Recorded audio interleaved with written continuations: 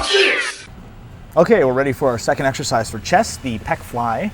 One at least you can sit down on while you're doing. Now when you're doing a push-up, it's using multiple muscle groups. You just did the push-up or the chest press to kind of warm up the area, and that's using your chest, your shoulders, and your triceps. So it's multiple joints. It's using the elbow joint and the shoulder joint, and although it's a great exercise, it doesn't really target any muscle specifically. It works everything involved with that pushing motion. An isolation motion like this, or like a dumbbell fly where you're out to the side where it's only using one joint, that basically isolates the muscles that cause that motion. And in this case, it's a pectoralis major. So it's a much better way of focusing on the chest muscles instead of focusing on the chest, shoulders, and triceps all at the same time. On a dumbbell fly, if you're lying on your back, there's only resistance when your hands are away from the body, when they're away from the midline out to the sides. As you bring it up over in front of your chest, when they're straight above the body, the dumbbells are pushing straight down, but the muscles contract inward, so it's at a 90-degree angle to which way the resistance is pushing. So it's actually not working the chest in the fully contracted position. Now a Pec Fly, just keep in mind, if you're going to do an exercise like this, you shouldn't have any kind of shoulder problems. It causes quite a bit of external rotation, which stretches the internal rotators of the rotary cuff. It's actually called the rotator cuff muscle group. A lot of people mispronounce it, but rotator cuff, those are four little muscles that they provide a lot of stability to the shoulder joint and are involved with internal and external rotation. So if you have any issues with that, you might want to avoid this exercise, speak to your doctor or your trainer and see what's better for you. When you're doing a Pec Fly, there's a lot of variety as far as hand grip positions. You could be more vertical, you can have elbows on the pads, wrists on the pads like this. There may be handles you can actually hold on to. But hopefully in most cases, you're going to have a movement arm you can push with your leg to bring these things forward. You don't want to start back in too much of a stretch position. If I got here like this and had thrown my other arm into a stretch position, it might injure that muscle group. Now it's good that it goes back this far, because once you're in it, you want to have your, when you're doing the actual set itself, you want to be able to bring it back and get a nice stretch to the muscle group. And if it didn't go back that far, you wouldn't. So it's important to have that stretch. Just when you get into a movement for the first time, you get into a machine, make sure that you kind of do a couple of reps before you start going through extreme ranges of motion.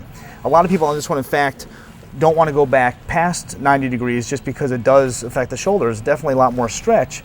I prefer to get more range of motion just because it will strengthen the muscle fibers in that range. But that's kind of a personal call depending on your own personal flexibility, which I can't test over the camera here for you. But to bring this forward, you press forward with the foot, bring your hands in position, and then bring this forward. Now, as I was mentioning, there's resistance on this inside range of motion. This is hard. Doesn't look that hard, there's not that much weight, but this is hard in there. When you're doing a dumbbell in this position, there's no resistance whatsoever. Okay, it's more of a chest press than it is a dumbbell fly. So out here on a dumbbell fly, you feel resistance, but it gets easier as you bring your arms together. This one, there's resistance through the full range of motion. You feel it the whole time. Now it's important to do a couple of repetitions first just to warm up the area. After you've done that, you can go a little further as far as a stretch. Maybe each repetition go a little further, but you have to be careful depending on your own shoulders and the flexibility and stability of your shoulder joint not to go too far on this. Now, a lot of people, when they do this exercise, they tend to bring it in and just try to get those pads together with the elbows off to the side like this, but your chest doesn't care where your elbow is or where your hand is. It cares where your elbow is. You have to pull your elbow in to contract the chest muscle. The chest is attached to the humerus bone, the upper arm bone. So I can be like this. It hasn't worked my chest hardly at all. You want to bring the humerus, the elbow, in as far as you can when you do this exercise. Now when you let this out, when you're done with the movement, make sure you don't let it out and slide your hands down and stretch the internal rotator cuff muscles. You want to make sure you get out of this very carefully. If it doesn't have a little foot pad here, and some machines don't, make sure you bring them back slowly. Maybe turn your whole body, let one down by its side first, take your arm out, and then twist and get the other side. But it's not worth the risk of injury of letting them both down, sliding your hands, and tearing those muscles. Okay, same thing with when you're doing a dumbbell fly. Don't go down too far. Only go down until about your elbows are in line with your shoulder joint. Don't go further than that because it's just too much risk of injury to the shoulder. And the key with any exercise is lining up the axis of rotation of your joint with the axis of rotation of the cam, which in this case is designated by a little red dot there. So if my thumbs are on the second handles and my elbows at a 90-degree angle, my shoulder joint, if I dropped a plumb line down from the ceiling and drop right to my shoulder, it should go straight through that little red dot, which signifies the axis of rotation of the machine. So it's a little bit difficult to set it up on your own. You may want to have somebody stand from the side and kind of get a bird's eye view from the side or from above to make sure you're lined up correctly, but it's very important. You don't want to be off center on this, because then your muscle axis is in a different plane, puts a lot of stress on the joint.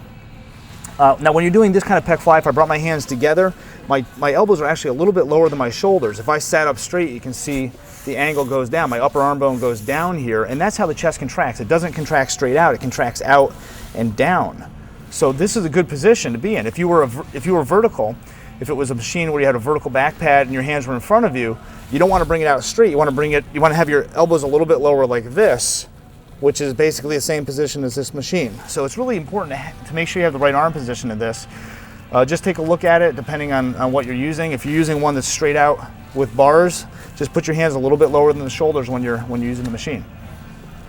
With that being said, here we go for the actual repetition. In position, hands on the handles, bring it together. You're gonna pull all the way together, trying to touch your elbows together on the inside of the range of motion, and slowly back out. Maybe the first couple of reps, you only want to go out to a parallel line, to a straight line here, parallel with itself, I guess, and then slowly back out. Now to let yourself out of the machine, this one does have the foot pad. Use that so there's not too much stretch before you dismount. And that's it for the pec fly. Now the great thing about this exercise is that your chest, your pectoralis major muscle is probably fairly fatigued right now. If you go right to chest press, the third exercise for chest, your chest is tired, your triceps are fresh, and you can push your chest to further fatigue. So on to chest press.